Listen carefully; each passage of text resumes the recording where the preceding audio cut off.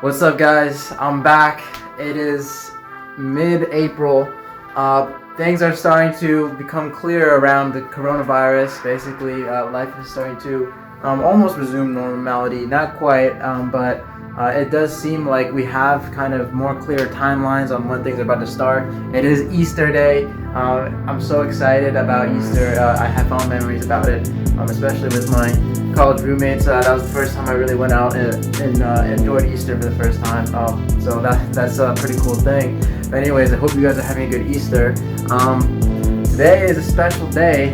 Besides the beginning of Easter, I am basically starting a movement. I've kind of decided or understood what my core values are and how I'm wanting to lead my life, especially living my life here in Boston, and really just like finding my feet and finding my rhythm.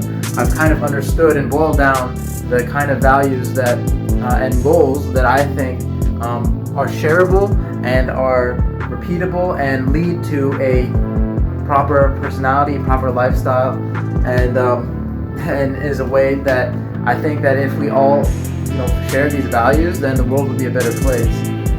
And that movement, I don't know what to call it yet, but basically it's just these three commitments, I guess, is to get rich, get fit, and do good. So I know that sounds pretty simple, but let me elaborate a little bit more on it. Okay, so basically these values or these goals are basically all derived from this one idea, enlightened selfishness. And that is the idea that if you accept your selfishness rather than resist it, if you understand that selfishness is hardwired in our brains and is part of our nature, then by accepting it rather than resisting it, we can use our selfishness to help others. So basically, this get rich, get fit, and help others or do good, basically where those ideas come from is through the following reasoning. Basically, by achieving inner success, that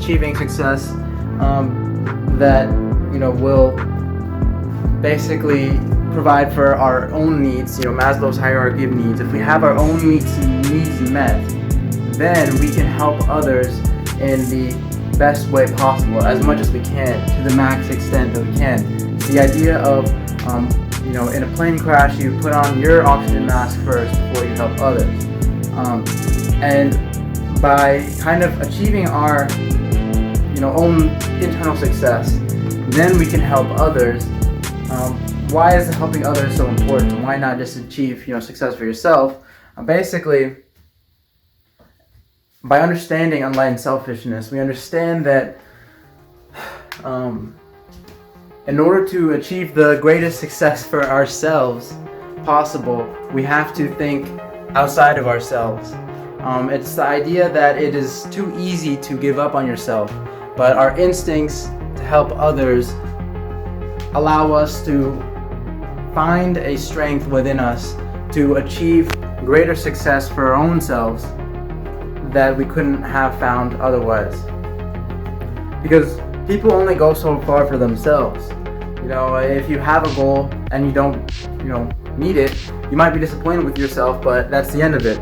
But if someone is relying on you to be the person that you are, then failure is not an option. Then you can't give up because someone else who matters to you relies on you. So that accountability is one of those factors that will help you succeed. So this get rich, get fit, and do good mentality, or these commitments in this movement, are what I hope is going to kickstart the second Renaissance. So the Renaissance, if you haven't brushed up on history, kind of marked the transition from the medieval times to modernity. I think we're at a similar inflection point in our society when we're going from, like the fourth industrial revolution, where we're going from modernity to postmodernity. That is the AI age, basically the digital age, the artificial intelligence, machine learning, cloud-based, internet-based, Internet of Things world. Okay, so we're at an inflection point in society right now in technology. Basically the coronavirus is even another event that kind of marks this shift into post-modernity. And basically I want to usher in this new era of art, of science, of philosophy, of technology that kind of allows us to revolve our thinking, to revolutionize our thinking, to understand the way that the proper way to live is. We live in probably, coronavirus aside, the best time to live ever, hands down. Okay? And the times that are changing signal, different ways of living. And now that we have these values, now that we have these technologies that allow us to live in ways that we are more privileged than we have ever been in our lives, now we have the capacity to be able to think outside of ourselves. Once we have these kind of principles installed, these mental programmings, our selfishness is hardwired, but we can choose the software, we can choose the programming that we want to live our lives with. We can now focus on others rather than ourselves. In addition to accepting our selfish nature. So I'm still trying to pin down the exact language I want to use about how I want to talk about this movement, but I do know that it basically starts with enlightened selfishness. Once we accept this idea as kind of the basis for our actions, and then the goal for proper action, I think that is when we're going to be able to find a way for people to understand each other, regardless of race, regardless of age, regardless of other factors, sexuality, gender, religion, all of these kind of identity groups. We can, if we understand this idea of enlightened selfishness, we can unite every group into humanity. And basically, that's the goal that I'm trying to kind of begin this movement with.